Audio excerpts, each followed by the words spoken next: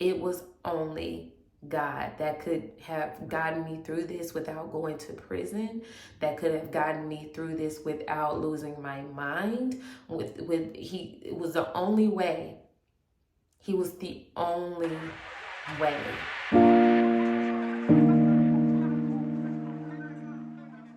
It's funny how people assume that when you're a divorcee that you wanted to do that it was your choice to get divorced, or it was, I want to be outside, or whatever the case may be. But I'm here to say that I did not want my divorce. I never wanted a divorce. I never got married to get a divorce. I did not believe in divorce. I did not believe in separation. I didn't believe in any of it. I loved so much to the point where I would stay in something that probably wasn't the best for me, no matter what. And I was willing to stay in a situation that wasn't the best for me. It wasn't the best for either of us, if I'm honest. I want to come on here and address a couple things to kind of give context to my last video. And I really appreciate all of the comments and everything. The negative comments are interesting, and it kind of shows who walks in wisdom and who really walks with Christ. By the way that their fruit speaks in the way that you talk to people and the way that you pass judgment. I just hope that people would really examine themselves, like really when they speak or respond or say stuff to people, like, is this the fruit that I want to put out there? Is this how I want people to see me? Like, where's whatever I'm saying coming from? If it's not coming from a place of love, then I probably should just keep it to myself. And I do want to come on here and say, and I wanted to make it very clear that I hate divorce. I absolutely hate it. I can't believe that I went through this process. Like, I literally got married to for a couple different reasons. I got married because, number one, I believe in marriage. Number two, at the time, I didn't want the stamp. I'm not even gonna lie. But I wanted the stamp with that particular person because I had been with him for forever. So it all made sense. We grew up together, and we had a child together. And I believe at one point in time, we did genuinely love each other. Now, did the lust keep us going for longer than we probably should have? I think that the lust did, keep us going longer than what we probably should have. On my end, I can only speak for myself, is that I was genuine from the start. I genuinely loved this man, and I couldn't see myself with anyone else but him at the time. When you grow up with a person, you get to see them in different ways. You literally get to see, just like your parent does. You see someone grow from adolescent to adult. But when you're 18, when you're 19, 20, you're just getting to college. Like, you're just getting out into the world. Your parents don't even see you as much as they used to see you. So whoever is getting this transformation of you during the period of 18 to 30, they're gonna see a lot of change. They're gonna see a lot of change. And only a parent can love someone. And there's some relationships that have lasted and they are high school sweethearts, things like that. So I do believe in love that starts at a young age, that can endure and keep going. One of the comments I saw, this had nothing to do with God, you were just too young. And I can agree with that a little bit. I believe I was too young to be in a serious relationship. And I can honestly be accountable when I say that this relationship was not equally yoked. If I'm 100% honest, it wasn't equally yoked. It was grounded in things that were not sustainable. And now, the closer I get to God, I understand that a lot of things that we went through but we weren't strong enough to persevere because we weren't close to God. And that's just that. It is what it is. I believe relationships can change. People change. I mean, I believe that there was a purpose for the time that I had with this individual. I don't think it was all bad. I appreciate the times that we did have. Like, we had some beautiful moments. It ended bad, but it wasn't all bad. Like, everybody that knows us, that grew up with us, a lot of our friends got married together. Like, we all got married within the same year, and we all had kids together. Like, we had a community around us. So it wasn't just some hot fling that, whatever we were, in the world. We were in the world. We were going out, we were drinking, we were doing all the things. But I mean, I think everybody does that when they're in their 18s and 20s and all of the things. The only difference is that we did it together. And unfortunately, the time where we were supposed to be finding ourselves, we were finding ourselves together. And we found ourselves in a lot of the times we were bumping heads because we were still finding ourselves. I think there was love there, but we weren't sure of ourselves. Number one, we weren't grounded in God. We were not mature. We both acted out of emotions a lot of the time. Now that I look back on things, we acted out on emotions a lot. I was an emotional wreck. Like, I was so emotional. I would crash out easily, especially in my 20s. Like, from 18 to like 25, from 18 to like 24, I would crash out. Like, I would be pissed off if I seen any girl, if I seen anybody. I was very territorial. Like, I did not play about him. You hear me? And as I heal and as I do the work, I go back and I figure out what was going on with me at that time. I just, from the outside looking in, and I have to take a look and take a step back and love on that girl, because whatever was going on, I didn't feel worthy. I didn't feel secure. I just wasn't myself. I wasn't chasing after the things that I know God has gifted me in doing. I wasn't doing anything. I was worried about this relationship. And of course, we had a baby young too, so we had to buckle down quickly. And as much as people are going off in the comments without knowing, this is a lot of people's story. And I would love to see if some of y'all are happily married with beautiful children, and your story is just perfect. I would love to see that. But we all have a story, and we really need to stop acting like and passing judgment, acting like everybody just has to, like God can't change somebody and God can't use a bad decision and change it. It's just unrealistic. There's too many instances in the Bible itself where God gave people grace after they did something crazy or they did something, there were still consequences. There were still things that they still had to repent. They still had to do stuff. But at the same time, you're never to a point where God is not, his grace is sufficient. So if you see these comments, and a lot of them I've deleted since then, because I'm just like, y'all not gonna get no time up here, and you're not gonna discourage people. So I have deleted a lot of them, but some of them are still there. Don't even pay attention to those people. But I appreciate the time that I had with that person. All in all, he was a very hard worker. He provided for his family. He had a really good work ethic. I never had to worry about this man having a job. And when he didn't have a job, he found a business to do. This man was very good with his hands. I mean, I'll say he was a good person on the outside.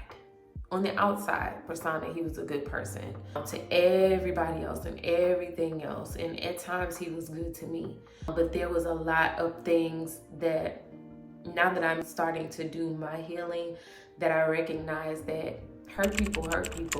I can't place the blame so much on him for things that possibly happened to him before I knew him as a child. Because I look at myself and I'm like, wow, that little girl was hurting, and she grew up into this person that still had some trauma there, that still had something there that was lacking, to where she was insecure, that she wasn't, confident in herself. So I have this grace for people now because I went through this. Marriage is a mirror, whether it succeeds or it fails. Now that I have did some soul searching and really dug deep to figure out, in certain situations of my marriage, where did that come from? What were you doing? What were you thinking? What were you feeling? And when I got down to the bottom of it, it started somewhere early. Now, because I've seen that, I have a grace for people, because I know that it's just something that they got to work through. It's something that God has to work through with them too. And whenever He's ready to show them how to face it, they'll face it. But until then, I'm going to keep praying. I can only pray for myself to continue to learn and to just be better and be aware. Nowadays, I try not to be so harsh on people because you never know where things come from. A lot of people that are hurt in the comments based on what they're saying, just based off what you're saying, especially some of the comments regarding me. Oh, she just ready she just want to be out in the streets, and just angry. Where is that coming from? First of all, you don't know my story for you to even be saying that. You just have to be careful. And the things that you say show exactly what you've either gone through or what you're going through. And I can bet that somebody had a negative experience regarding marriage that's in the comments. And I get it, I do. But you cannot go around just talking to people like that. Unless you don't care. If you don't care, then, I just hope that you don't affect someone who can't take it. I don't care. I'm just gonna keep it a buck with you. I've had worse things said to me. And you don't know me.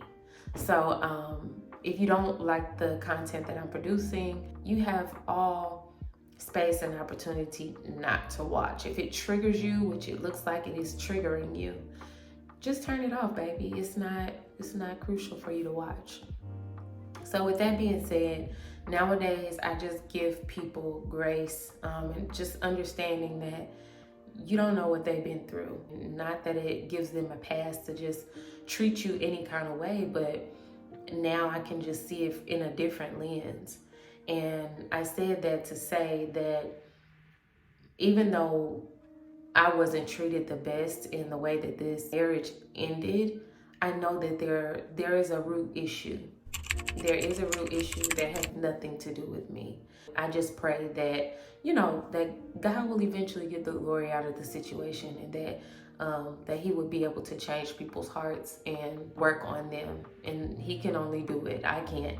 I want to be transparent because I don't want you guys to see my peace and joy and things like that and assume that this was something that was easy for me. It was the hardest thing of my life to do.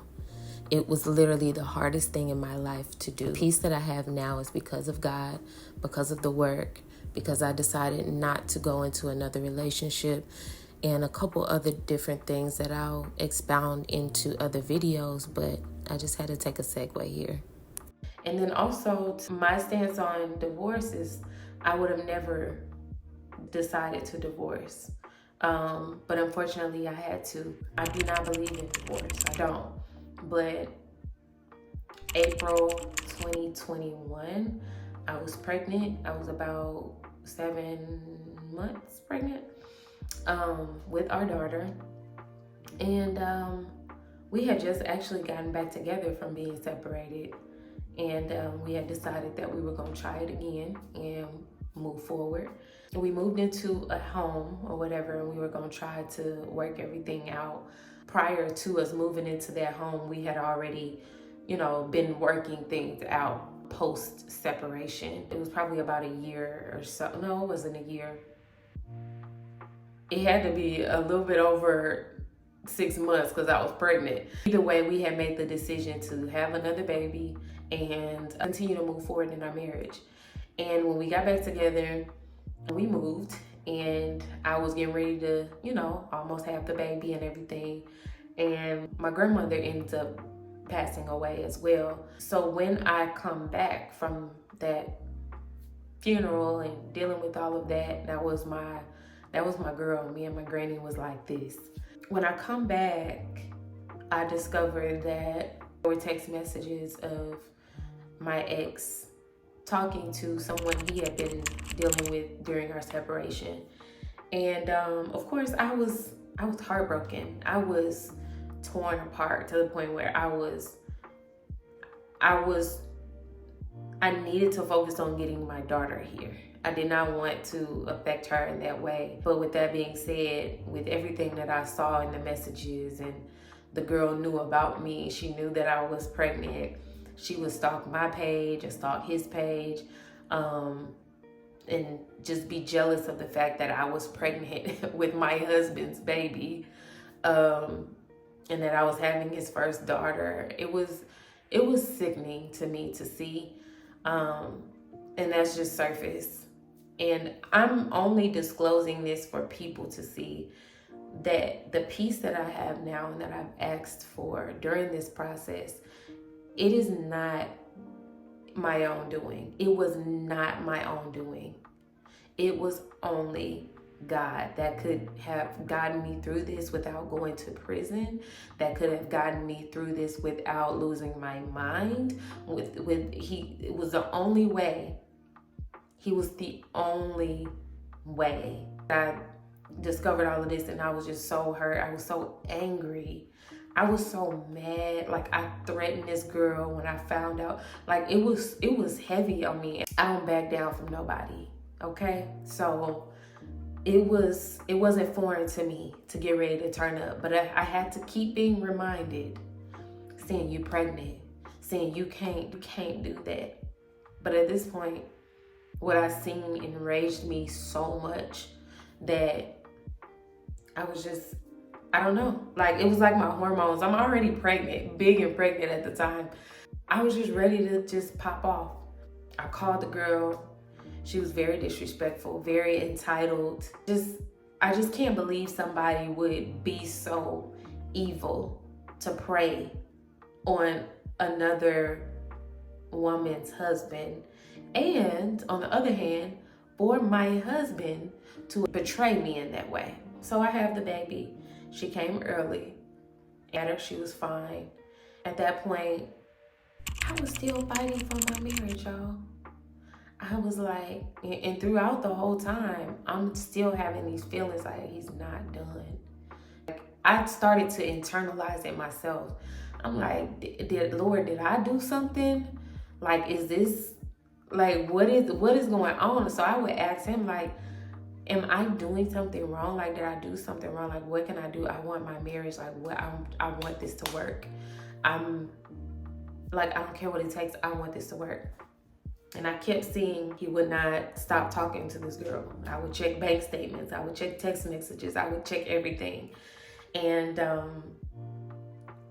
I feel like that part of my life was the joy that I could have experienced was taken from me. Like, I didn't have a baby shower. I didn't experience, we did maternity pictures and stuff like that, but it's like he wasn't there. Like, he was there, but he wasn't there. And I could feel the distance. And I was just like, I feel like I was robbed of the entire experience. However, I got my baby here. She was healthy. And I mean, I started to pour into her. But then I got into a dark space after, like, months after I had her.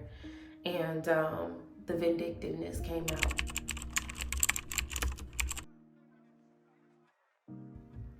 And I was like, you know what? He don't want this. I don't want this. Forget it. So I started to act out. I did. I went out.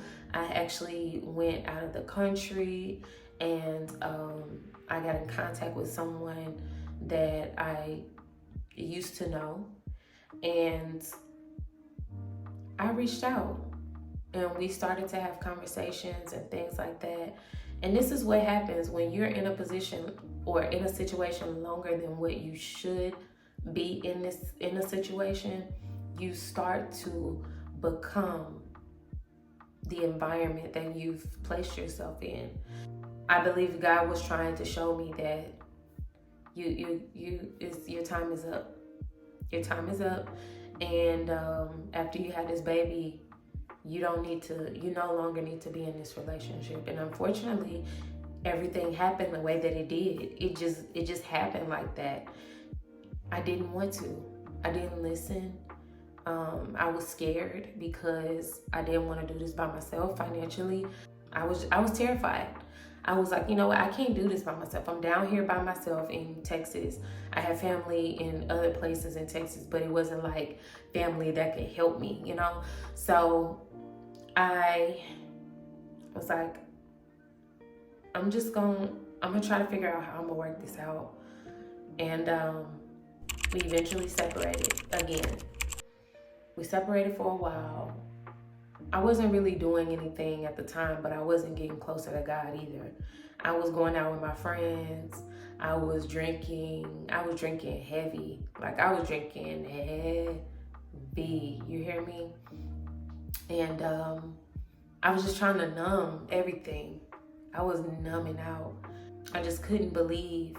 And then I struggled with the thought of she's gonna get what I built, and she's gonna, inherit all of this good man that I have, saw to grow up and all of this other stuff. When in all actuality, that should have been the last thing I was worried about, because I hate to say this like this, but if he was such a good man, then you wouldn't find yourself in this position. And if he wanted to be out, if he no longer wanted to be in the marriage, then he would have divorced me the first time we separated. I just became someone that I didn't even recognize. I started talking to other guys, and I was like, this is not even gonna work out anyway, so I may as well get ready to go on and get my life and move forward. So I would talk to guys, but I would never take them serious because my divorce wasn't final. I became really, really dark, and I didn't care about anything except my babies. That was it. So eventually he comes back and we come back together or whatever. This time, everything's good. I actually got an apartment by myself on the other side of town. I moved out of the house because I didn't want to be in the memories of what we attempted to try to put back together that failed again. Moved out of the house, and I got a beautiful little apartment or whatever. It was perfect for me and my babies. Eventually, we came back together. He had him an apartment closer to the city, and he was working and all the things, and we was like, okay, we're gonna try this again. As soon as we decide to try it again, I am looking on the page or whatever of the girl that he was dealing with before, and she's pregnant. And I'm like, huh. And she's about 4 months pregnant. Like she's showing at this point. So I'm like, oh my God. Because we had been kind of trying to get it back together for about a couple months now. And I'm like, are you kidding me? And I feel like God was showing me then, like, I told you. And it's gonna keep getting worse if you don't listen to me. So I was like, wow, this is so crazy. So I asked him, and he tells me it's a possibility. And I'm like, you weren't gonna tell me anything? And it just was what it was. And I don't hold anything against him for that, because I know it was probably a scary situation. You act out of emotion so much, and men, you don't have the choice to not keep a baby or take a day after pill so I felt for him in that regard, and we were separated. That doesn't give anyone the license to do anything, but I just understand now where he probably was, is that he had made a mistake. And that was always something that I said, that we couldn't come back from. Even after that, I tried. I tried, but I had so much hate in my heart. I'm not even gonna lie. I had so much hate in my heart that I was just like, you know what? I can't do it. And there's something wrong. I know it's wrong because I don't care about this girl. I don't care about her baby.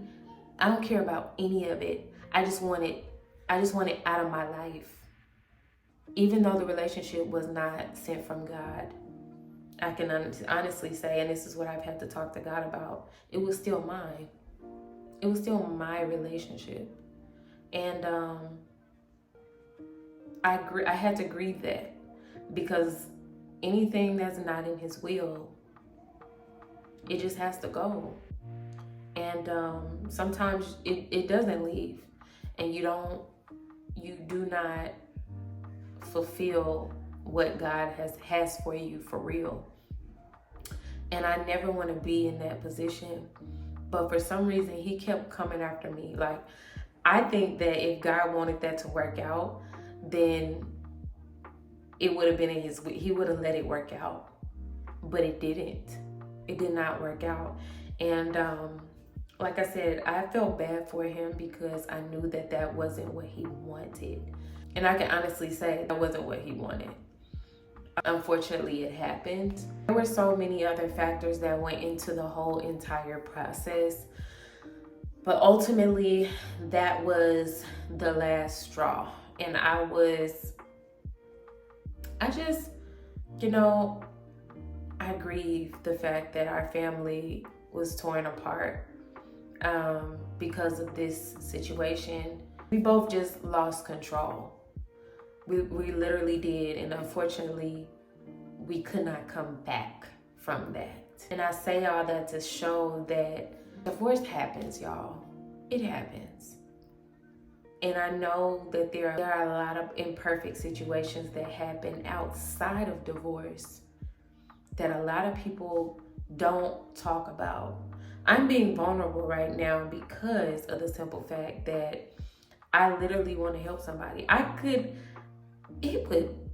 don't want to share this information, but it's so many people that are hurting and dealing with things by themselves and don't know if they want to even live anymore because this is hurting so bad. Do you understand how bad I was hurting? I loved this man. I could create a video of some of our best moments that would make some of y'all cry, because it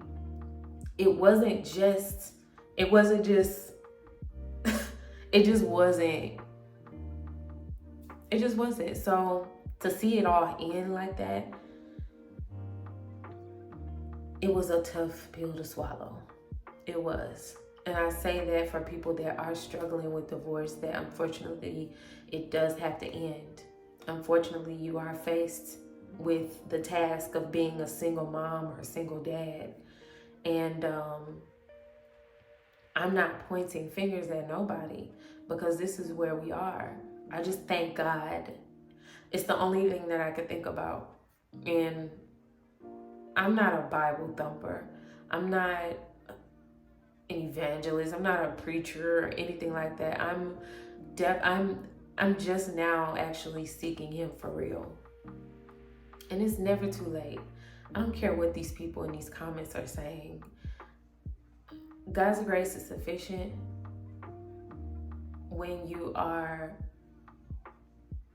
in Christ. You're a new creature. I've repented for a lot of the things that I've done.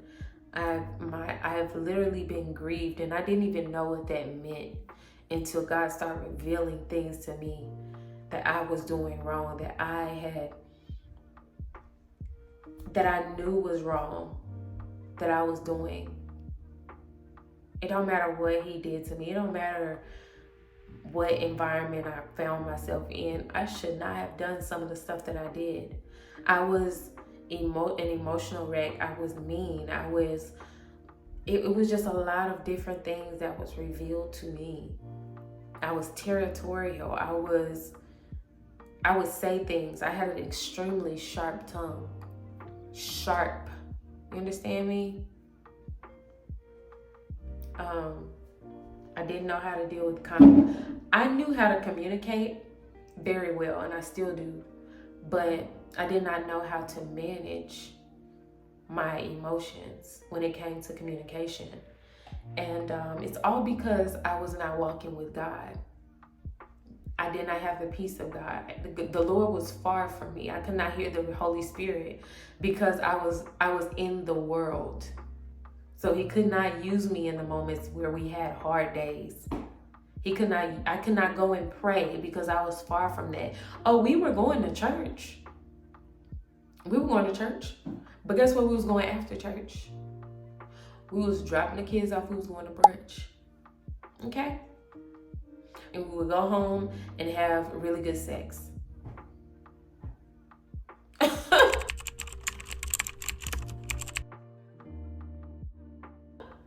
I'm just keeping it a buck. Like, I don't even know. I don't know what else to say here. And like I said, I don't care what people have to say about me because my eyes are fixed. Okay? This is a redemption story. I believe that if you're really a follower of Christ, then you should be rejoicing because the story could have went another way. And I could still be in a toxic relationship, or I could be in another relationship trying to fill the voids of what I have experienced, of the pain that I have felt, and the sorrow of what I've done, and the grief of what I've done. But God has restored. God has restored. And I'm so thankful for it. This year was the year of obedience for me. God didn't want me to go to another relationship. He didn't want me to travel. He didn't want me to go to my friends. I don't even have the same friends anymore. And I wish them all well. Like, we had our time. Those were my girls at the time. I just thank God for everything that he's done, the awareness that I've gained, the peace that I feel. Certain situations in this divorce I'm still working out. Co-parenting is difficult right now because I still have some things that God's wringing out of me when it comes to that. But for the most part, I am peaceful. I have no reason to rah-rah. I have no reason to turn up. And if I do have the reason or opportunity to turn up like that, I know where I'm gonna go first before I do it. I'm not gonna immediately just pop off. It's gonna be like, okay, you know what, Lord? I need you to activate, Holy Spirit, activate for real, because it's been a journey, but he has changed me so much. There was times where I wouldn't even see myself talking like this. I never would have seen myself talking like this because I thought, I've always been a believer, but as far as him using me like this, I would not have foreseen. I wouldn't have. And I want to end this by saying I hate divorce. I do. I don't think anyone should go through divorce. I don't believe in separation. I do believe that you should do everything that you can to fight for your marriage. But if you're in a marriage with someone who you're unequally yoked with, it's going to be hard. And when my father used to tell me before we moved here for college that make sure you're equally yoked with whoever you're dating. We came down here and I'm like, okay, that sounds about right. I think I can do that. I didn't know nothing, okay? I didn't know what that meant. I just thought as long as he's saved, as long as he said he got baptized when he was 3, okay? It didn't even matter as long as he said he knew the Lord. Didn't even know what it meant. And I could say the same. He didn't vet me. He didn't vet me either. He didn't know I was crazy as a road lizard. I'm not even gonna lie. I was crazy. So, I think being equally yoked definitely has a lot to do with both parties being grounded in Christ, having a real relationship, having the ability to know what it means to worship in their own way. That's different. That's intimacy with God. That's how you know that that person is intimate with the Lord, is that they know how to worship. And if it doesn't look like yours, that's okay. They know that they have a prayer life. Look at their, and I don't want to say look at their upbringing, because like I said, I think God can change anybody. But make sure your values align with theirs. Like, what do you go to? Like, do they have dependencies? I think that's different than vices. That's really different than vices, because I believe vices are things that, vices, you can shop. You can shop, you can, have a little drink. I go to this when I'm upset, or I, go play basketball, or I shop, or whatever. It could be a vice. They smoke weed or whatever. Everybody has their vices. I work a lot when I get stressed. I don't want to go home, so I work. I go to the gym, and I excessively go to the gym, to where these things become idols. Vices versus dependencies. What are you depending on? Do you depend on alcohol to go to bed? Do you depend on sex for you to calm your spirit? Do you depend on pornography for you to get something off? Do you depend on shopping because it makes you release these endorphins in your brain? That was my issue.